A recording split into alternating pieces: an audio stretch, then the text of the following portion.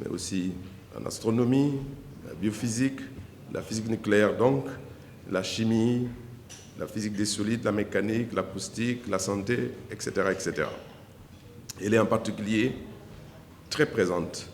dans l'industrie agricole et agroalimentaire. Elle constitue ainsi un domaine de recherche,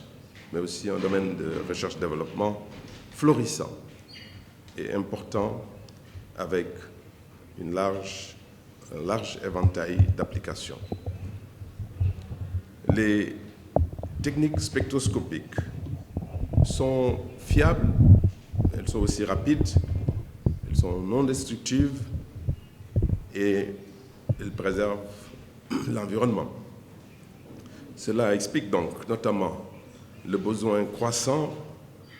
que nos pays ont de plus en plus de personnel qualifié, mais aussi de personnel bien formé, dans certainement la connaissance de ces méthodes, mais aussi leur utilisation, mais également l'interprétation des sorties, en particulier l'interprétation spectrale. Aussi bien donc, ce personnel est à la fois nécessaire aussi bien dans les universités, donc pour assurer une formation de qualité aux étudiants, mais ce personnel est aussi nécessaire dans l'industrie, mais aussi dans l'agriculture et la santé. La spectroscopie offre ainsi de nombreuses opportunités à la fois pour répondre aux besoins du plan Sénégal émergent, mais aussi pour permettre la création d'emplois, mais également pour permettre la création de nouveaux métiers, donc nouveaux métiers adaptés donc à la marche du monde et aux besoins de développement, en particulier de développement durable. Mesdames, Messieurs, tout cela illustre donc la pertinence de cet atelier qui réunit une communauté pluridisciplinaire de scientifiques de plusieurs pays, que j'ai cité tout à l'heure, mais tous membres du NASIC, et travaillant sur divers aspects des techniques spectroscopiques, dont la résonance magnétique nucléaire,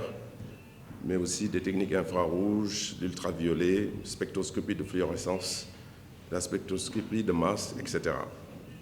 Des scientifiques qui travaillent sur les techniques d'imagerie applicables à l'étude de biomolécules, des cellules ou des tissus, en gros, donc, qui utilisent des propriétés et les avantages des interactions entre le rayonnement et la matière, ainsi que sur le diagnostic des maladies, donc, participent également à cet atelier. C'est pour cela que nous restons convaincus que les étudiants et les jeunes chercheurs de nos pays gagneront énormément en participant à cette rencontre qui leur permettra sans aucun doute d'interagir avec des experts internationaux hautement qualifiés et de référence et prêts à partager leur savoir et leur savoir-faire. Sans nul doute, donc, ils sauront tirer le maximum de profit en assurant une présence assidue, mais aussi constante, une constante attention tout le long de l'atelier. Mesdames, Messieurs, nous ne saurons terminer notre propos sans saluer la contribution majeure de ces éminents chercheurs des universités et des institutions de recherche et développement présents dans la salle. Soyez remerciés, chers collègues, pour donc votre engagement auprès de l'Académie nationale des sciences et techniques du Sénégal, mais aussi pour une formation et un transfert de connaissances et de compétences des jeunes scientifiques sénégalais. Nous apprécions aussi la présence des académies africaines, sœurs de l'Académie nationale des sciences et techniques du Sénégal,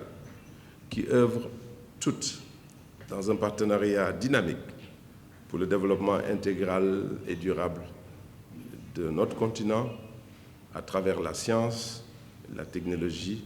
et l'innovation. En souhaitant plein succès à vos travaux, je donc déclare ouvert, au nom du ministre de l'Enseignement supérieur, de la Recherche et de l'Innovation, l'atelier portant sur les avancées récentes des méthodes spectroscopiques et applications à l'industrie et à l'agriculture. Je vous remercie pour votre aimable attention.